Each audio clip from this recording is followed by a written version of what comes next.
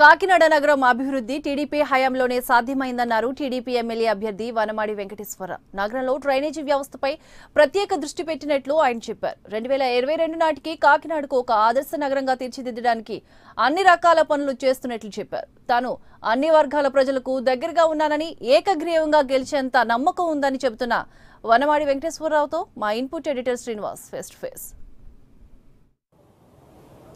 Pensioners ప్యారడైజ్గా పేరు పొందిన కాకినాడ అసెంబ్లీ స్థానానికి మరొకసారి పోటీ పడుతున్నారు ఎమ్మెల్యే కొండబాబు. ఇప్పటికే 4 సార్లు ఆయన పోటీ చేశారు. 5వసారి పోటీకి సిద్ధంగా ఉన్న కొండబాబుతో కాకినాడ అసెంబ్లీ సీటు ఆయన తిరిగి దక్కించుకుంటారా లేదా, దక్కించుకునేందుకు ఆయనకున్న అవకాశాలేంటి, ఇవన్నీ స్వయంగా ఆయన అడిగి తెలుసుకుందాం. కాకినాడ స్మార్ట్ సిటీగా గతంలో ప్రకటించారు. ఇప్పటికే కాకినాడ ఎంతో అభివృద్ధి చెందింది. సో మీకు విజయావకాశాలు ఎలా ఉన్నాయి? మీ ప్రత్యర్థులు కూడా చాలా ధీటైన అభ్యర్థుల్ని రంగంలో ఉన్న పరిస్థితి కనిపిస్తూ ఉంది. ఓకే, ఈరోజు గతంకి ఇప్పుడు చూసుకున్నట్టయితే మీరు అన్నట్టుగా కాకినాడ పెన్షనర్ ప్యారడైజు, అదేవిధంగా సెకండ్ మెడ్రాస్ అని పిలిచేవారు. కానీ ఆ రోజు ఏదైతే ఆనాడు బ్రిటిష్ వాళ్ళ టైం నుంచి కూడా ఇక్కడ పోర్ట్ ఉంది, ఫిషింగ్ ఇండస్ట్రీ ఉంది, వారు ఒక ప్లాన్ తయారు చేసిన ప్లాన్ సిటీ ఇదంతా కూడా.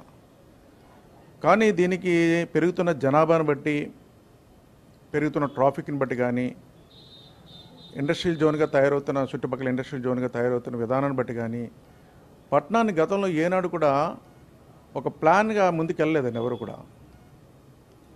ఈ రోజున నేను శాసనసభలో అయిన తర్వాత ఈ పట్టణానికి ఏం చేస్తే బాగుంటుంది, రాబోయే తరాలను దృష్టిలో పెట్టుకుని ఎక్స్టెన్షన్ పెరుగుతున్న విధానాన్ని బట్టి అన్నీ కూడా ఒక ప్లాన్గా తయారు చేసుకుని ప్రభుత్వం దృష్టిలో పెడితే ఈ రోజున ప్రభుత్వంలో కూడా స్మార్ట్ సిటీ కూడా ఇచ్చారు మనకి. దేశంలో 100 సిటీల్లో 20 సిటీలు ముందిస్తారంటే 20లో మంది 14వది శాంక్షన్ అవ్వడం జరిగింది. దానికి కారణం ఏంటంటే ఒక సిటీ ప్లాన్ బాగుంది, అదేవిధంగా కనెక్టెడ్ టు పోర్ట్ ఉంది మనకి. ఇది పారిశ్రామికంగా పక్కన అభివృద్ధి చెందడానికి అవకాశాలు ఉన్నాయని చెప్పి ఏదైతే మనం ప్లాన్ ఇచ్చామో వాళ్ళు కూడా నచ్చింది. అదేవిధంగా ముఖ్యమంత్రి గారు కూడా ఈ కాకినాడ నగరాన్ని అభివృద్ధి చేయాలని ఒక దృష్టితోనే మనకి పూర్తి సహకారం అందించడం జరిగింది. ఈరోజు చూడండి, పట్టణం ఆనాడుకి ఈనాడుకు చూసుకున్నట్టయితే ఏది జరిగినప్పుడు కూడా అభివృద్ధి తెలుగుదేశం ప్రభుత్వంలోనే జరిగిందండి. కాకినాడ అభివృద్ధి అంతా కూడా ఆ విధంగా చూసుకున్నట్టయితే కాకినాడ ప్రధానమైన సమస్య డ్రైనేజ్ సమస్య అండి. డ్రైనేజ్ సమస్య పరిష్కారం చేయాలని చెప్పి నేను ఆనాడు శాసనసభలో కూడా అండర్గ్రౌండ్ డ్రైనేజ్ కట్టాలనేది ప్రభుత్వం దృష్టిలో పెడితే దానికోసం సర్వే కూడా చేశారు. సర్వే చేస్తే సి కంటే ఇంకా కొంచెం కిందకు ఉంది మీది, అండర్గ్రౌండ్ డ్రైనేజ్ కానీ మనం ప్లాన్ చేసినట్టయితే మీకు ప్రమాదం ఉంటుంది, రివర్స్లో మళ్ళీ వాటర్ వస్తుంది కాబట్టి సూటబుల్ కాదని చెప్పి రిజెక్ట్ చేశారు. ఆ రోజు మేము అనుకున్నాం, తర్వాత మా ప్రభుత్వం లేదు, 10 సంవత్సరాలు వేరే వాళ్ళు పరిపాలించారు, కానీ డ్రైనేజ్ మీద ఎక్కడ కూడా దృష్టి పెట్టలేదండి.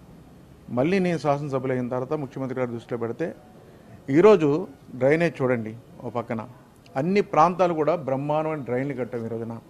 ఈరోజు స్మార్ట్ సిటీ అనేది మన కార్పొరేషన్ సంబంధం లేకుండా అదొక సపరేట్ ఆర్గనైజేషను, కలెక్టర్ గారి కంట్రోల్లో ఇవన్నీ కూడా జరుగుతుంటాయి.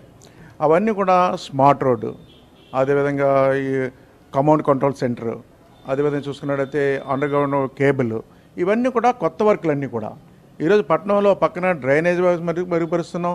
ఓ పక్కన చూస్తే డ్రింకింగ్ వాటర్ కోసం 200 రూపాయలు కుళాయిలు ఇస్తున్నాం. ఓ పక్కన చూసుకున్నట్టు ఈ వర్కులు కూడా జరుగుతున్నాయి. ఓవరాల్గా మనం 2022 నాటికి ఈ పట్టణాన్ని ఒక ఆదర్శ నగరంగా తీర్చిదిద్దామని ప్రణాళిక సిద్ధం చేస్తాం. ఈరోజు 2022 నాటికంటే ఇప్పుడు 2019లో ఉన్నాం మనం. ఆన్ గోయింగ్ నడుస్తున్నాయి పనులన్నీ కూడా. ఆదర్శ నగరం అంటే పారామీటర్స్ ఏం తీసుకున్నారు? క్లీనినెస్ తీసుకున్నారా, ట్రాన్స్పోర్టేషన్ లేదా రోడ్స్ ఇవి తీసుకున్నారా, లేకపోతే ఏమైనా వేరే పారామీటర్స్ ఏమైనా? అక్కడ మీకు చెప్పాలి, ఈరోజు చూసుకున్నట్టయితే మన పట్టణంలో ఈరోజు డంపింగ్ యార్డ్ లేదండి. ఎక్కడ కూడా ఎక్కడ చెత్త అక్కడ వేసేవారండి, ప్రజలను చాలా ఇబ్బంది పడేవారు. అలాంటిది నేను ఒకే చోట తీసుకెళ్ళి ఇలా చేశాను డంపింగ్ యార్డ్ అంతా కూడా. ఇప్పుడు అక్కడి నుంచి కూడా లేకుండా తరలిస్తున్నాను వేరే చోట కూడా. ఈరోజు ప్రజలు హ్యాపీగా ఉన్నారు. అలాగే ప్రతిదీ కూడా ఈరోజు శానిటేషన్ మెరుగుపరచడం వల్ల దోమలు తగ్గినాయి. అదేవిధంగా చూసుకున్నట్టయితే ఎక్కడ చెత్త అక్కడ వేయకుండా ప్రజలు ఒక అవేర్నెస్ తీసుకొచ్చాం. అదేవిధంగా కాకుండా ఈ రోజున శాంతి భద్రత ముఖ్యంగా కాపాడడం. గతంలో కాకినాడ అంటే మీరు వినండి, మీ విజువల్స్ కూడా మీ ఛానల్స్ ద్వారా మీరు కూడా చూపించారు. భూ కబ్జాలు, రౌడీజం, ప్రభుత్వ భూములు కూడా ట్యాంపరింగ్ చేసి వారు సొంత పేర్లు పెట్టుకున్న వాళ్ళు కూడా ఉన్నారు గత పాలకులు. అవన్నీ కూడా నేను వచ్చిన తర్వాత రికవర్ చేసి మళ్ళీ ట్యాంపరింగ్లన్నీ మార్పించి ఈ రోజున ప్రభుత్వానికి హ్యాండ్ ఓవర్ చేస్తాను, పేదవాళ్ళకి ఇల్లులు కడుతున్నాం అందులోనే. కానీ ఈ మత్స్యకారులందరూ కూడా ఈ రోజున ఈ ప్రభుత్వం వచ్చిన తర్వాత గతంలో ఏట మానేసే టైంలో, నిషేధ టైంలో 60 రోజులు ఏట మానేస్తే 31 కేజీ, కేవలం 31 కేజీ ఇచ్చేవారండి. ఈరోజు 4,000 రూపాయలు క్యాష్ ఇస్తున్నారండి. అదేవిధంగా మనిషి ఏటకెళ్ళిన తర్వాత తొందరగా లొంగిపోతారండి వీళ్ళు. హెవీ వర్క్ చేయడం వల్ల, రాత్రి పగలో సముద్రంలో ఉండడం వల్ల లొంగిపోతారు.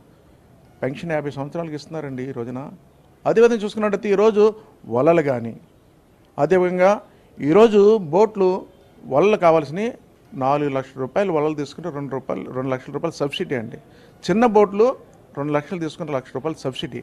అదేవిధంగా మరి ముఖ్యంగా ఒక విషయం చెప్పాలి మీకు. బోటు ఫిషింగ్కి వెళ్ళిన తర్వాత సైక్లోన్ వస్తే వీళ్ళు కమ్యూనికేషన్ ఉండేది కాదు. బోట్లు మునిగిపోయి చనిపోయేవారు.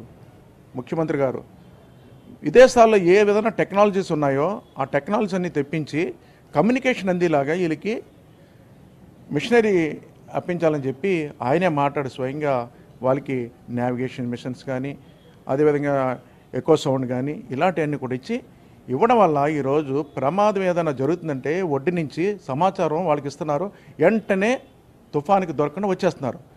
మీరు అన్నట్టు అందరూ మంచి చేసినప్పుడు అవతల వాళ్ళు చెడ్డ చేస్తున్నారని చెప్పే ఆరోపణలు కూడా వస్తున్నాయి. కానీ ఒకసారి చెప్పినప్పుడు నాకు నేనే విశ్లేషణ చేసుకున్నాను. ఈరోజు ఉన్నది ఉదాహరణకి మీకు ఒకటే చెప్తాను. మీరున్నారు ఒక ప్రాంతానికి లీడర్. ఆ ప్రాంతానికి మీరు పనిచేసేటప్పుడు మీకు మేము పనిచేస్తూ ఉంటాం, నువ్వు చెప్పిందే చేస్తుంటాను. సరే, వేరే పార్టీ నుంచి కొత్తగా మళ్ళీ ఇంకోళ్ళు తీసుకుంటున్నాం. మనం వచ్చినప్పుడు వాళ్ళకి కూడా పని చేయాలి. పని చెప్పినప్పుడు మీలాంటి వాళ్ళు కొంచెం ఇబ్బందులు వస్తున్నాయి. నేను లీడర్గా ఉండగా వాళ్ళకి ఎంత పని చేస్తున్నారు, అలాంటి కొంచెం మనం సమన్వయం చేయడంలో అప్పుడప్పుడు చిన్న ప్రాబ్లమ్స్ వస్తున్నాయి తప్ప మరి ఒకటి ఏం కాదు. అది మన కోసం పనిచేస్తున్నారు, ఈ ప్రభుత్వం కోసం పనిచేస్తున్నారు. ఆయన చేసిన సేవలు ప్రజలకు ఉపయోగపడుతున్నాయి తప్ప పార్టీకి ఉపయోగపడుతుంది తప్ప దాన్ని చెడ్డగా చిత్రీకరించి ఈరోజు ముందుకు తీసుకెళ్తాను తప్ప ఎటువంటి కూడా అవినీతి కానీ ఇంకోటి కానీ లేదని మీకు స్పష్టంగా చెప్పగలుగుతాను. సో చివరిగా చెప్పండి, ఎంత మెజారిటీతో గెలవబోతున్నారు? ఏ మేరకు మీకు కాన్ఫిడెన్స్ ఉంది? చాలా కాన్ఫిడెన్స్ ఉందండి నాకు. అన్ని వర్గాల ప్రజలకి నేను దగ్గరగా ఉన్నాను. అన్ని వర్గాల ప్రజలు కూడా నన్ను ఆదరిస్తున్నారు. ఎందుకంటే చెప్తున్నాను, ఈ పట్టణంలో ఒక ప్రజలకు అందుబాటులో ఉండాలనే ఒక ఆలోచనతో సేవ చేస్తున్నాను. ఈరోజు అన్ని వర్గాల ప్రజలు కూడా ప్రభుత్వం కూడా చాలా సహాయం చేస్తుంది. ఆ సహాయం చేసిన దాన్ని కూడా ప్రజలకు చేరేలా చేశాను. ఓ పక్కన అభివృద్ధి సంక్షేమం తీసుకుని ముందుకెళ్తున్నాను. ఆ విధంగా చూసుకున్నట్టయితే నాకు కోరిక ఉండిపోయింది. నేను ఓపెన్ డయాస్ మీద కూడా చెప్పాను ప్రజలకి, ముఖ్యమంత్రి గారి సమక్షంలో, ఈ ప్రభుత్వం ఇంత సహాయం చేస్తుంది, ఇంత అభివృద్ధి చేస్తున్నాం, అదేవిధంగా మనం కూడా పని చేస్తున్నాం, కష్టపడి పని చేస్తున్నాం. సర్పంచ్లు అనేక చోట్ల ఇనామస్గా నెగ్గిస్తున్నారండి. ఎంత గొప్ప పేరుంటే వాళ్ళు ఇనామస్గా నెగ్గిస్తారండి సర్పంచ్ని. అంటే సర్పంచ్లు ఇనామస్గా నెగ్గిస్తున్నారు, ఎమ్మెల్యేకి ఇంత కష్టపడుతున్నాం, ఇంత సేవ చేస్తున్నాం, ఇనామస్కి ఎందుకు నెగ్గించరు? నన్ను నెగ్గించాలని ప్రతి డయాస్ మీద ప్రజలకి నేను కోరానండి. అలాగే ఒక ఆదర్శంగా ఉండాలనుకున్నాను కాకినాడలో. నేను మీకోసం పని చేస్తున్నాను, ఎవరన్నా నించోవచ్చు చేయొచ్చు, కానీ నన్ను ఎనామస్గా నెగ్గించడానికి మీరు సహకరించడం చెప్పి ప్రజలకి చెప్పినప్పుడు ప్రజలు కూడా మంచి రెస్పాన్స్ ఇచ్చారు. ఆ విధంగా అన్ని వర్గాల ప్రజలు ఈ ఎలక్షన్లో ఇనామస్గా నెగ్గించే స్థాయి తీసుకొస్తారని నేను భావిస్తున్నానని మీ ద్వారా తెలియజేస్తున్నాను. కాకినాడ సిటీని స్మార్ట్ సిటీగా అభివృద్ధి చేయడం ఒక్కటే కాదు, ఈ ప్రాంతం నుండి రికార్డు స్థాయిలో ఇప్పటి వరకు ఎప్పుడూ జరిగిన రీతిలో ఇనానమస్ ఎమ్మెల్యేగా గెలుపొందాలని తన ఆకాంక్షగా కొండబాబు చెప్తా ఉన్నారు. కెమెరా పర్సన్ వినయ్తో కలిసి శ్రీనివాస్, AP 24/7 కాకినాడ నుండి.